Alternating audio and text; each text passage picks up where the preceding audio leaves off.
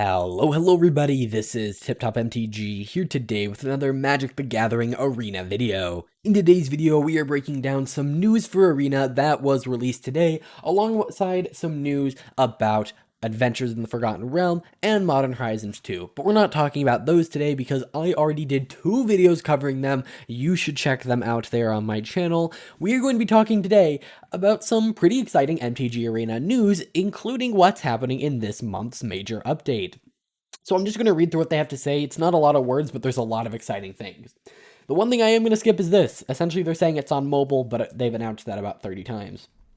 Either way, with so many new cards joining the format, the Summer of Legend, which is what they're calling all these announcements, will be historic throughout, thanks to Historic Anthology 5, releasing May 27th. That is 21 days from today, meaning 3 weeks. On May 27th, it adds 25 new cards to the historic format, including some that are completely legendary. So obviously they're playing off the Summer of Legend, but it would have been kind of great if they showed 2 legendary creatures instead of just 1.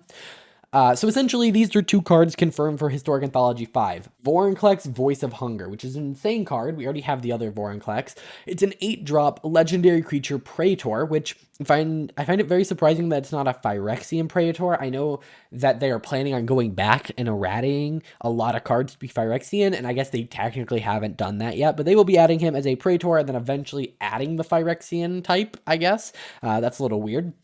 But either way, it's a 7/6 for 8 with trample, and it says if if you tap a land for mana, add 1 mana of any type that land produced. Whenever an opponent taps a land for mana, that land doesn't untap during its controller's next untap step. So it essentially doubles your mana and halves your opponent's. Very similar to the current Vorinclex, but instead of counters, it is mana. It's a very mean card, actually, and not one that I enjoy seeing, especially in, green. However, it is one of those really big things that now decks can go cheat out. My favorite Historic Brawl deck is a Joda deck, and so this fits perfectly within that.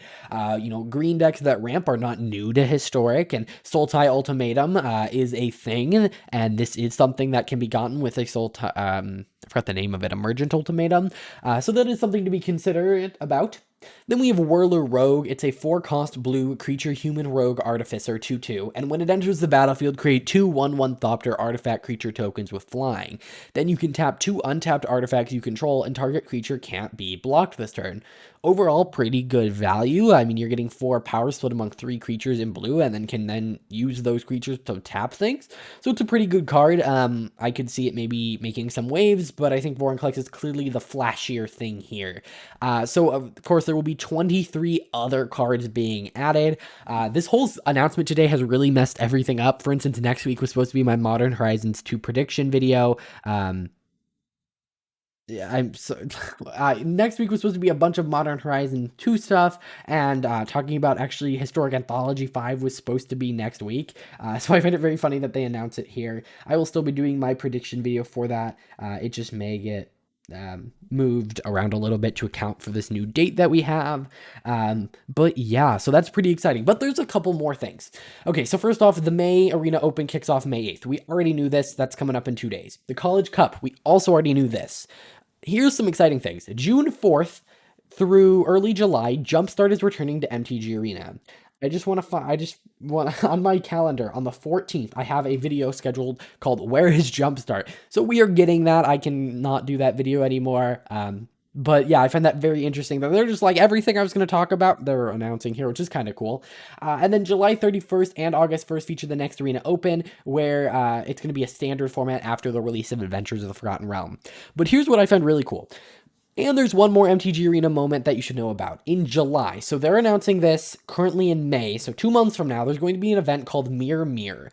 And they, use some cheesy wording here. Essentially, they are running a historic kind of format where instead of cards being banned, they are changed. So instead of Oko being banned, because he's banned in every format, they're going to have an altered version of Oko. And so it's supposed to be like a mirror universe where Oko isn't broken.